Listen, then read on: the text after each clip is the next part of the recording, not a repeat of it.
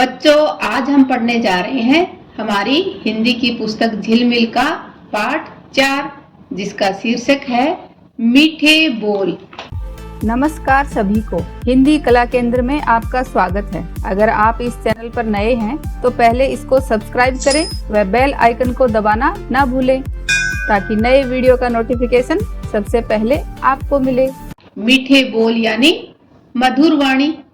आपने देखा होगा बच्चों कि आपकी कक्षा में जो बच्चा सबसे घुल मिल कर रहता है यानी सबसे प्यार से बात करता है, उसको सब बच्चे पसंद करते हैं और सब उसको अपना दोस्त बनाना चाहते हैं, उसकी सब बात सुनना चाहते हैं, है ना?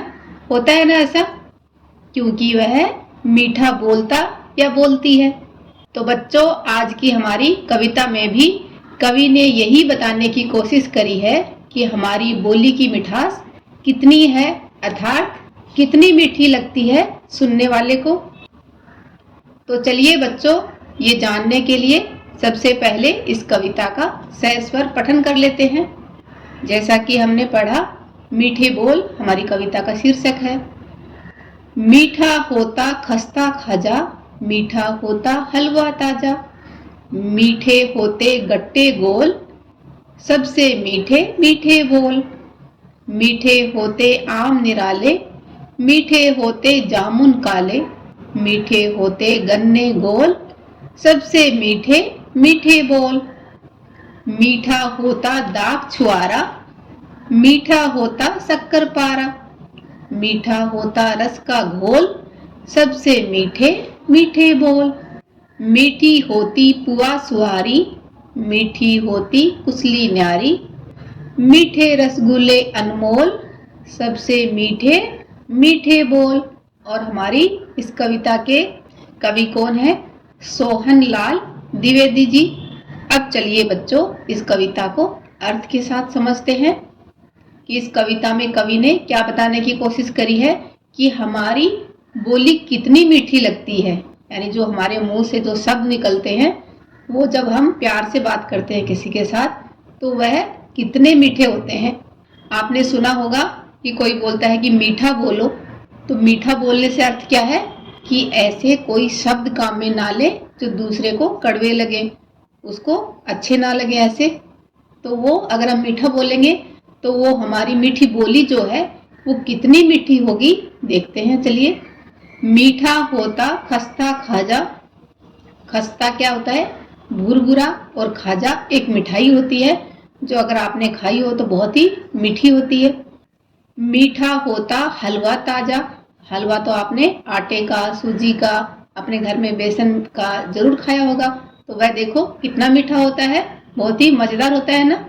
ऐसे ही मीठी ये खस्ता खाजा मिठाई होती है, इतना ही मीठा हमारा हलवा होता है जो ताजा बना हो। मीठे होते गट्टे गोल।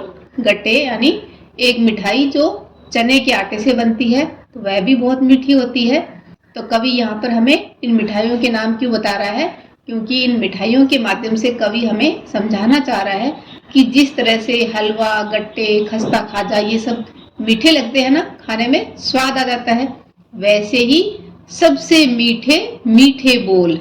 बोल यानी जो हमारे मुंह से शब्द निकलते हैं वो इनसे भी ज्यादा मीठे होते हैं। अगर हम अच्छा बोलेंगे तो सुनने वाले को इन मिठाइयों से भी ज्यादा सुकून देंगे, उनको अच्छा लगेंगे। अर्थात हमें मीठे बोल बोलने चाहिए जो इन मिठाइयों से भी ज्यादा मीठे लगते हैं। अगली पंक्तियों में मीठे होते आम निराले। निराले यानी अनोखा या अनूठा, निराला का अर्थ होता है। तो जिस तरह से आम अनोखे मीठे होते हैं क्योंकि उनका रस एक अलग ही तरह का होता है, स्वाद आ जाता है ना। चाहे वो आम किसी भी प्रकार के हों, लंगड़ा हो, चूसने वाला हो। मीठे होते जामुन काले। और इसी तरह से जामुन, काले वाले जामुन भी इतने ही मीठे होते हैं। मीठे होते गन्ने गोल। अगर आपने गन्ने को खाया होगा, गन्ने का जूस तो पिया ही होगा और गन्ने को भी खाया होगा, तो वह भी कितना मीठा होता है ना। सबसे मीठे मीठे बोल।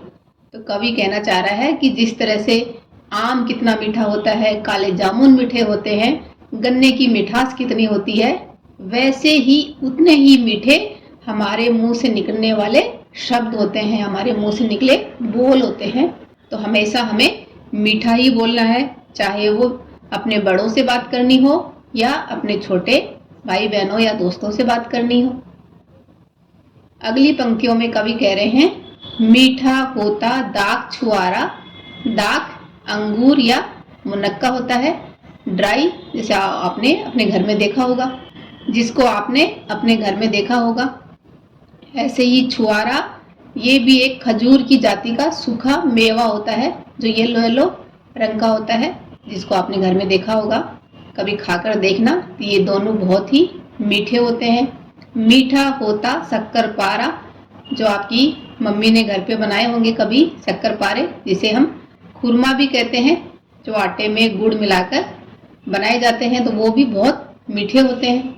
मीठा होता रस का घोल, कोई भी हमें रस का घोल बनाना हो, घोल यानी तरल पदार्थ में अन्य पदार्थ का गाढ़ा मिश्रण, जैसे रूह अफ़ज़ा का घोल या नींबू पानी बनाते हो तो चीनी का घोल, तो वह कितना मीठा होता है, उतना ही मीठा सबसे मीठे मीठे बोल, यानी इन सब से भी ज्यादा मीठा क्या होता है, हमारे मुंह से निकलने वाले शब्द, हमारी बोली।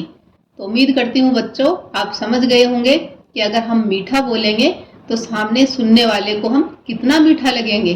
देखा होगा आपने शक्करपारा, चीनी का घोल या दाख छुआरा कितने मीठे होते हैं, वैसे ही उतनी ही मीठी हमारी बोली होती है। इस कविता की अंतिम पंक्तियों में देखते हैं कवि ने क्या लिखा है। मीठी होती पुआ सुहारी, पुआ यानी मीठा पूड़ा जिसे कहते हैं, सुहारी मीठी पूड़ी।